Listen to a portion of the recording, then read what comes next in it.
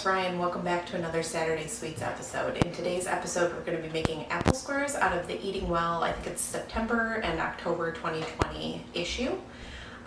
For those of you that are new here, my name is Ryan. I'm a full-time working mom. I have a 7-month-old son, and my husband and I live in the suburbs of Chicago.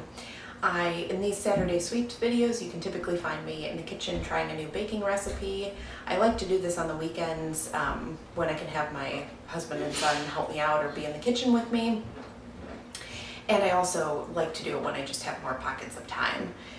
So without further ado, let me go ahead and show you the recipe and what you're going to need for this one. I'm hoping this is a super quick recipe because I'm actually making it for lunch that I'm having over at my mom's house, which I need to leave for in the not too distant future. So let's get going. Okay, so here's the magazine this is coming out of. It's the Eating Well October 2020 issue.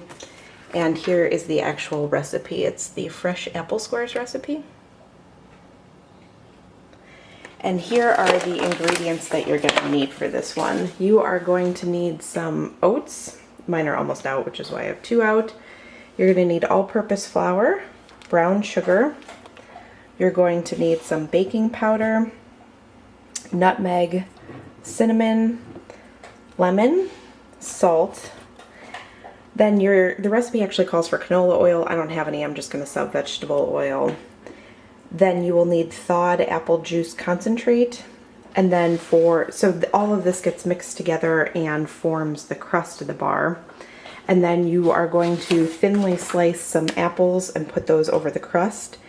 And then you're going to take your coarsely chopped coarsely chopped walnuts and then add them back into that mixture you formed that formed the crust. And then that's going to form a kind of streusel topping. So you're doing sort of a one-stop crust/topping, which sounds easy and right up my speed.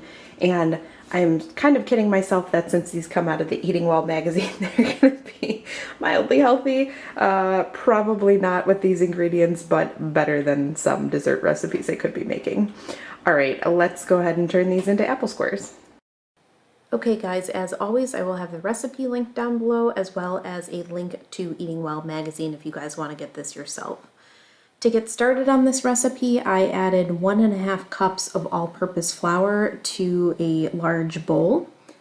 I then went ahead and added 1 cup of old-fashioned oats, 1 cup of packed light brown sugar. I then added 1 teaspoon of grated lemon zest. Definitely don't skip on this. I think it made a big difference in the flavors of the bar. It really brought out the freshness of the dish. I then added 3/4 teaspoons of baking powder, 1/2 teaspoon of salt, 1/2 teaspoon of ground cinnamon, 1/4 teaspoon of ground nutmeg, and then I went ahead and mixed all of the dry ingredients to combine them well. After your dry ingredients come together, you're going to add your wet ingredients to this crust mixture.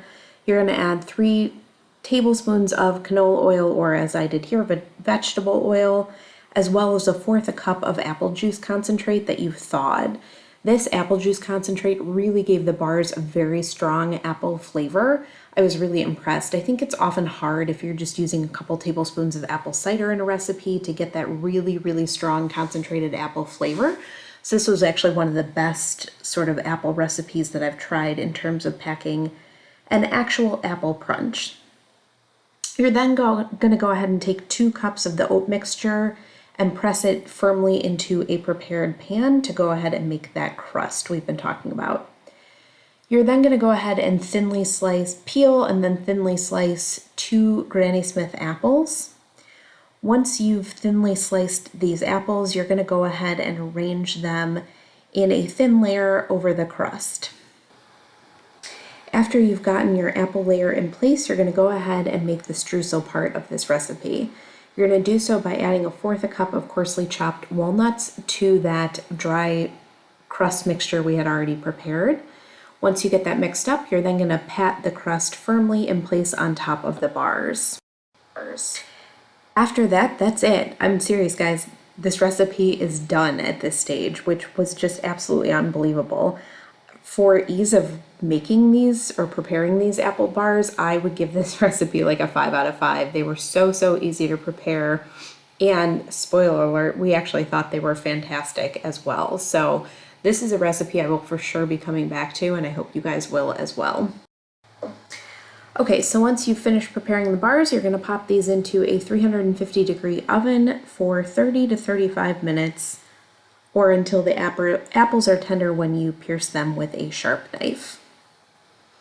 The tunes for baking this morning was actually the Dixie Chicks Landslide. Typically I'm not much of a country person, but I do like this song, and it somehow seemed cozy and nice for fall. So after these bars have been baking for 30 to 35 minutes, you're going to want to pull them out and let them cool completely before you can cut them and transfer them over to a wire rack.